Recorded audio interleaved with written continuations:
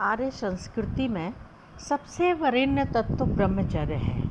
ऋषियों के सूक्ष्माति सूक्ष्म विचारों का सार इस पवित्र शब्द में आ जाता है। किसी भी प्रकार की अध्यात्म साधना में तत्पर होने वाले व्यक्ति को पहले ही क्षण में इस बात का अनुभव होगा कि बिना इस एक पूंजी के और कुछ भी स्थायी नहीं हो सकता।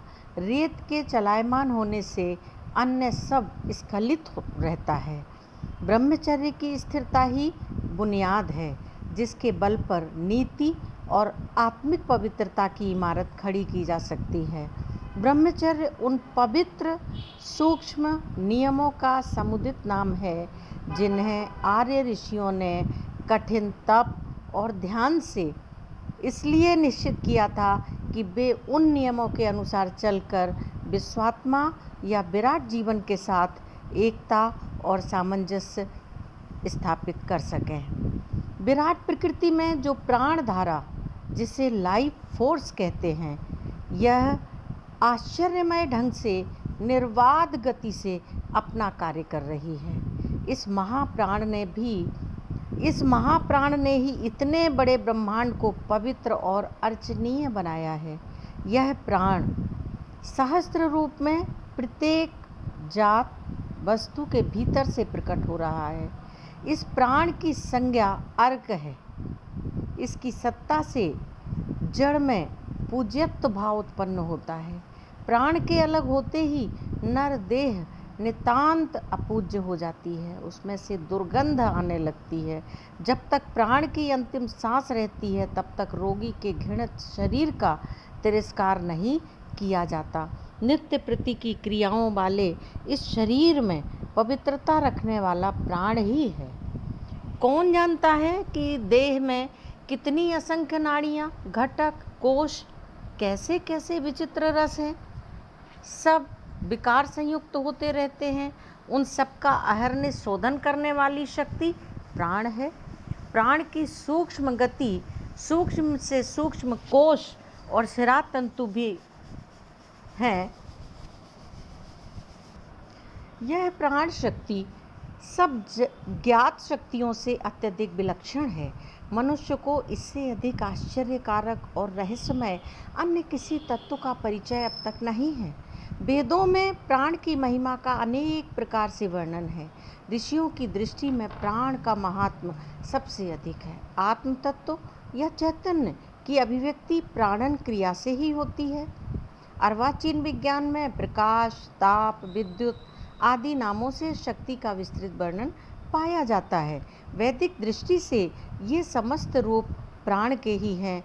प्राण ही सूर्य रूप में प्रकाश और ताप देता है, वही विद्युत है। विद्युत ऋण और धन, नेगेटिव और पॉजिटिव रूप से दो प्रकार की होती है। प्राण और अपान रूप से प्राण भी द्विविध होकर कार्य करता है। इसलिए ऋषि ने वंदना की है, नमस्ते प्राण प्राणते, नमो अस्तो अपानते। मनुष्य देह का इतना भारी पुतला प्राण अपान की क्रियाओं का एक विकास है।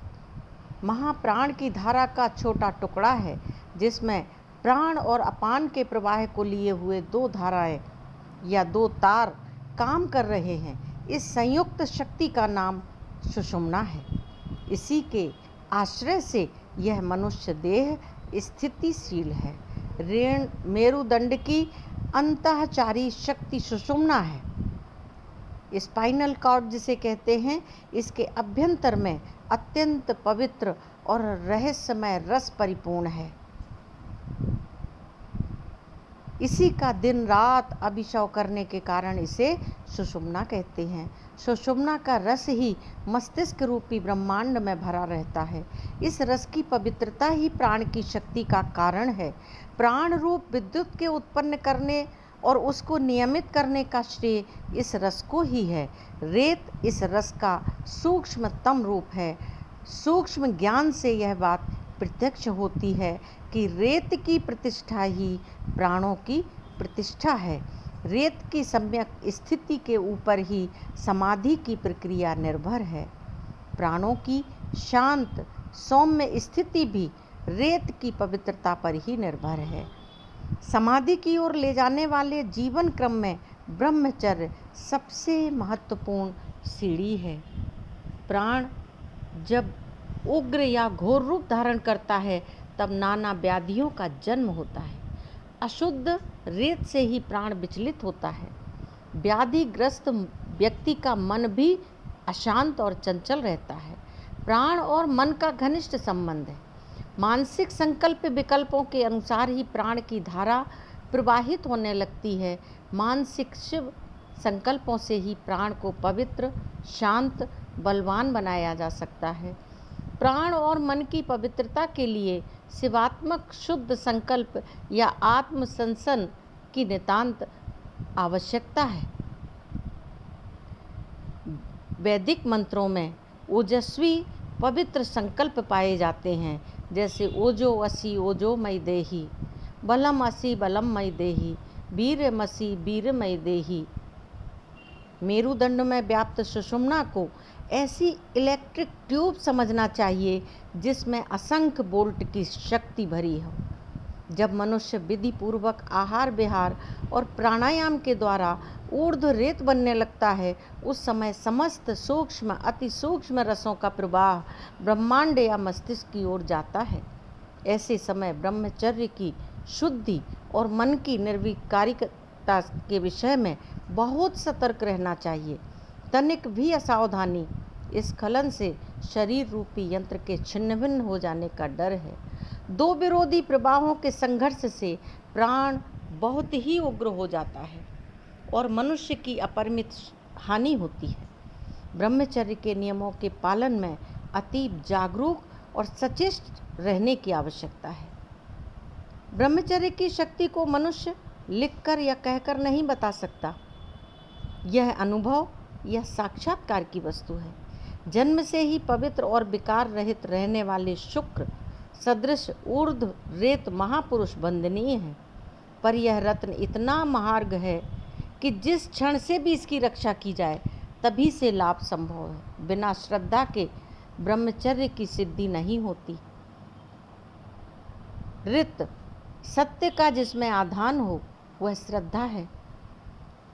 ब्रह्मचर्य विषयक सच्ची श्रद्धा ही ब्रह्मचारियों के मार्ग का प्रकाश है। ब्रह्मचर्य और इंद्रिय निग्रह को हट या दुख का कारण नहीं मानना चाहिए। हम जब तक संयम को नीरस और भोग को सरस समझने की बुद्धि रखेंगे तब तक संयम में मन का स्थिर होना असंभव है। वस्तुतः भोग में जो स्वाद या रस प्रतीत होता है उससे भी अधिक रस जितेंद्रिय होने में है। ब्रह्मचर्य के सदृश आत्मिक आनंद अन्य किसी वस्तु से प्राप्त होना कठिन है। ब्रह्मचर्य एक रसमय साधना है। इसके स्वाद को चख लेने के बाद फिर सहज में कौन इस मधु का त्याग करने की भूल कर सकता है। आत्मा के ज्ञान को उपनिषदों में मधु विद्या कहा है। जितना मिठास इसमें है उतना अन्यत्र कहीं नहीं। आत्म मधु की मधुरता का स्वाद तभी प्राप्त होता है जब ब्रह्मचर्य का मधु चख लिया हो। हम ब्रह्मचर्य को उस इंद्रधनुष या स्पेक्ट्रम के सदृश कह सकते हैं जिसमें आत्मा के सब मधुमय आनंदों की छटा प्रकाशित होती है। आत्म सूर्य की रश्मियों का व्यंजक ब्रह्मचर्य है। ब्रह्मचर्य को जिन्होंने आध्यात्मिक साधना का अनिवार्य अंग मानकर अपनाया है वे जानते हैं कि इसमें अपूर्ण रहकर वे अपने रथ को एक पैर भी आगे नहीं बढ़ा सकते। उनके लिए इंद्रिय निग्रह स्वेच्छा से स्वीकृत अपरिहार्य आवश्यक व्रत है। इस विषयों से भरे जगत में प्राण और मन को टूटने फूटने से बचाने के लिए ब्रह्मचर्य एक अद्भुत सहारा है। विकारों से घायल मन क्षीण और निस्तेज हो जाता है। एक विकार को जीतने से दूसरे विकार पर पांव रखने का बल मिलता है। सतत प्रयत्न से सिद्धि अवश्य मिलती है। सबल मन स्वतः अपनी विजय का मार्ग बनाता है।